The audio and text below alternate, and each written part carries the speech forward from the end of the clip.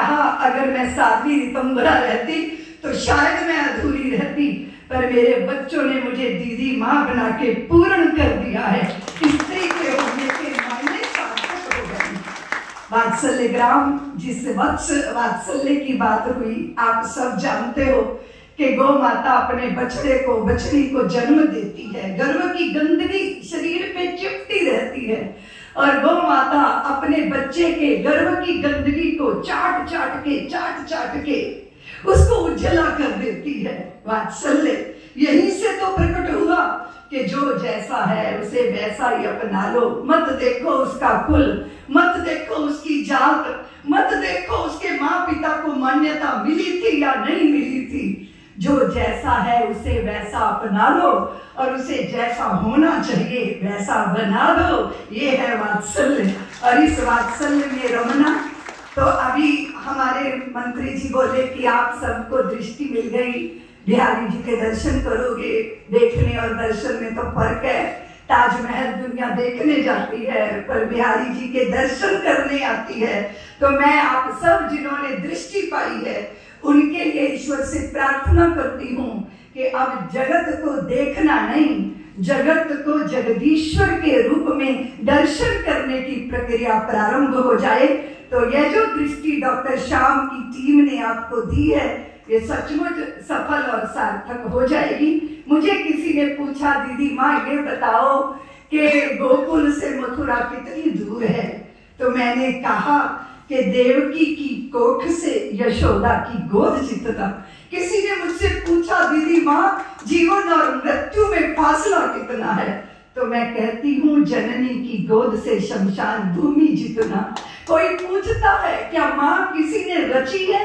मैं कहती हूँ नहीं, वो रची नहीं जाती, वो तो स्वयं रचना धर्मी होती है।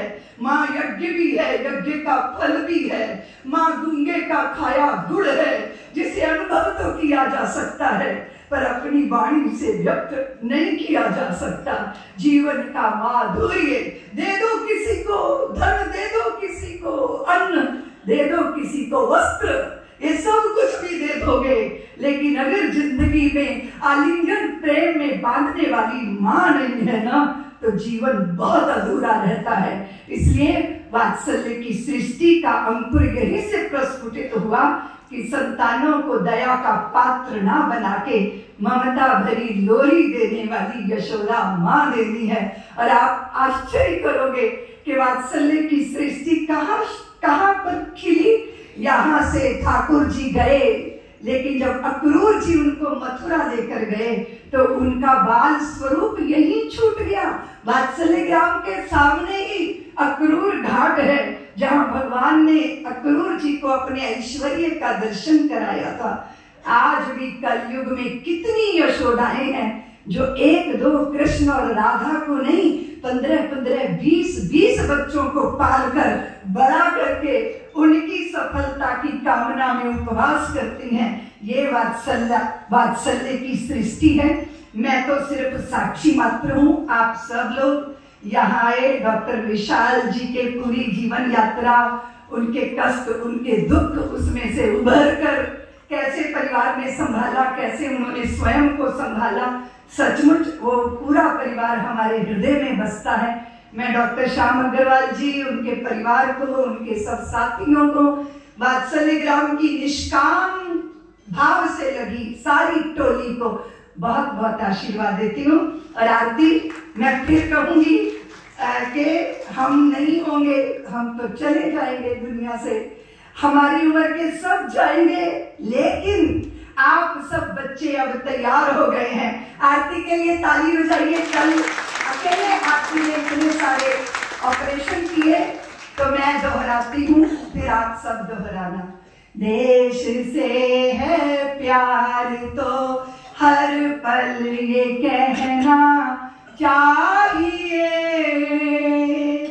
मैं रहूं या ना रहूं, भारत ये रहना चाहिए। सिलसिला ये बाद मेरे यूं ही चलना चाहिए, मैं रहूं या